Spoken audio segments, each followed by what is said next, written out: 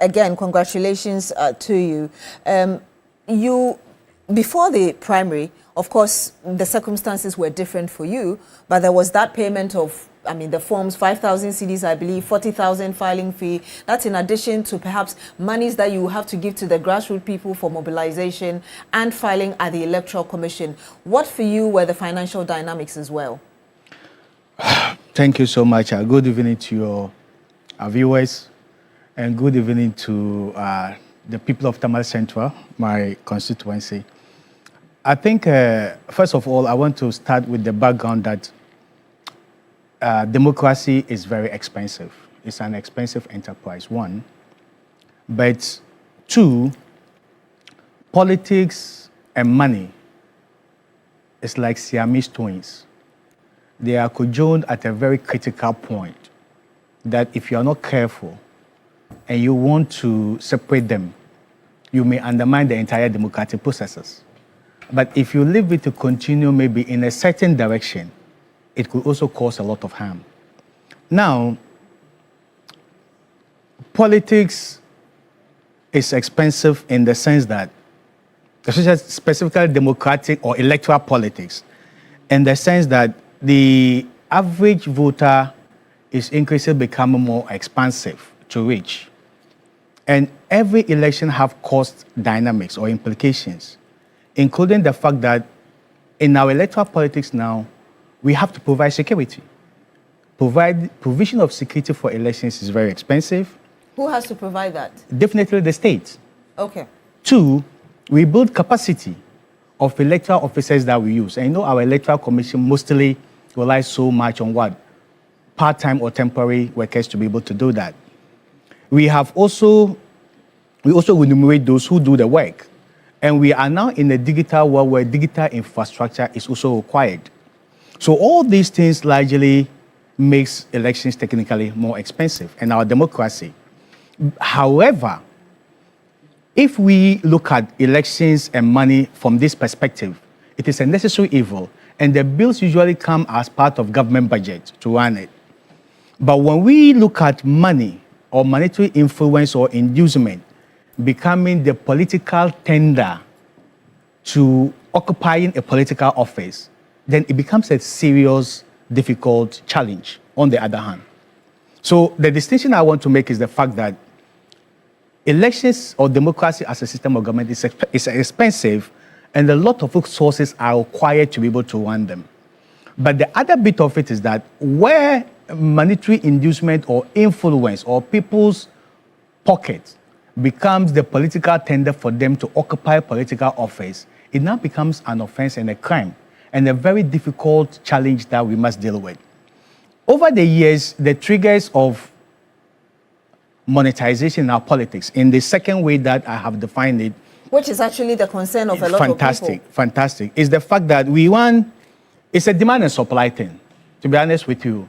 In most cases, maybe the electorates will demand it, and the politician or the office seeker is often willing to also supply. You have gone through the system yourself. How bad is it in terms of the electorates themselves demanding? And you also, of course, your circumstances are different, willingly wanting to give because you want to be elected as the member of parliament for an area. I think the issue of monetization in our politics has been a canker that has been with us for a very long time, not specifically on my campaign.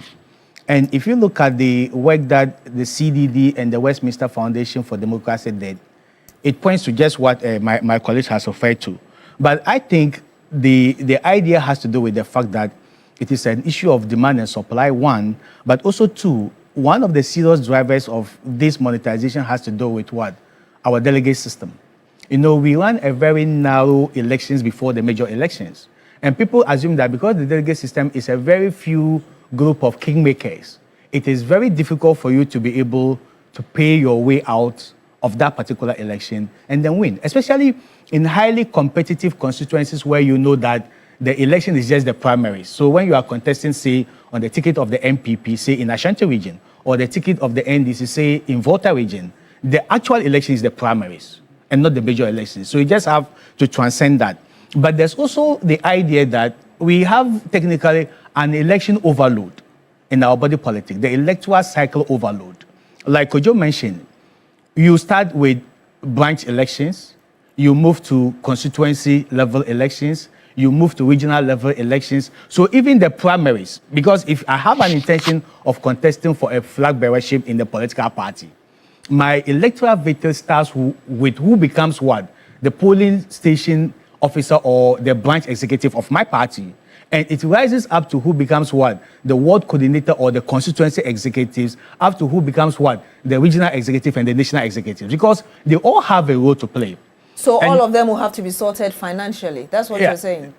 Not in all cases, but in majority of cases, the issue has to do with the fact that you want to win. And some of the delegates may demand that.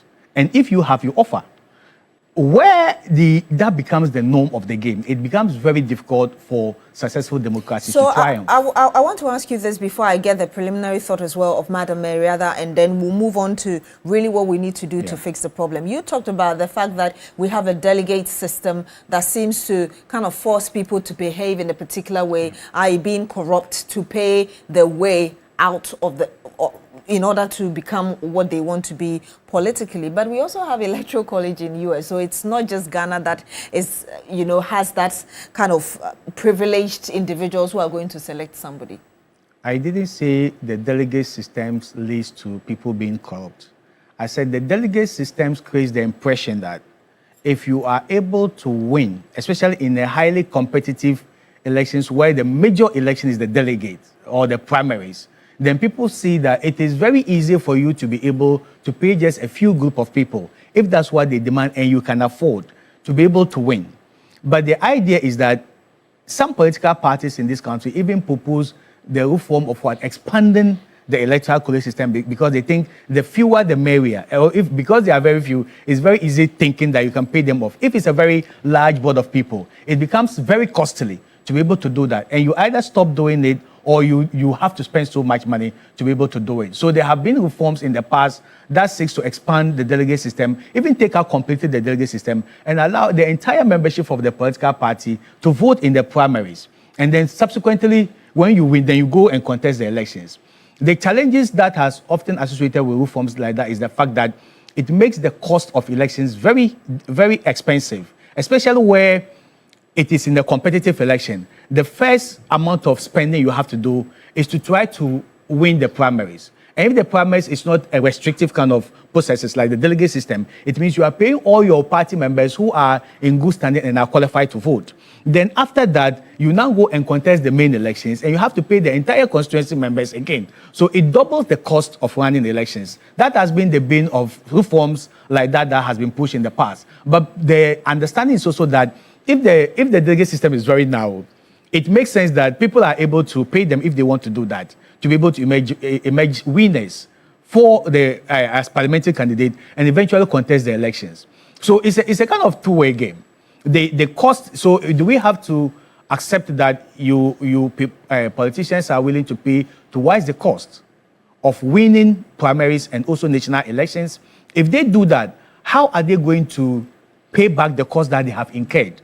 And that is tied to the issue of governance system and the kind of corrupt practices that usually emerges in a democracy. So there's a kind of relationship between the amount of money that is spent in winning a political position and then the likely practices that people who have eventually emerged victorious are likely going to engage in to be able to offset the debt that they had incurred. And I will come back to you on that because I want to get the thoughts of Mariada, but I'm not sure you answered the question about how bad the situation is, because prior to you becoming a politician, and you are still lecturing actually, you have a lot of knowledge in this field as well. How bad is it? I just wanted to get your... It is bad, Beatrice. It is very bad. Madam Mariada, let me get your thoughts.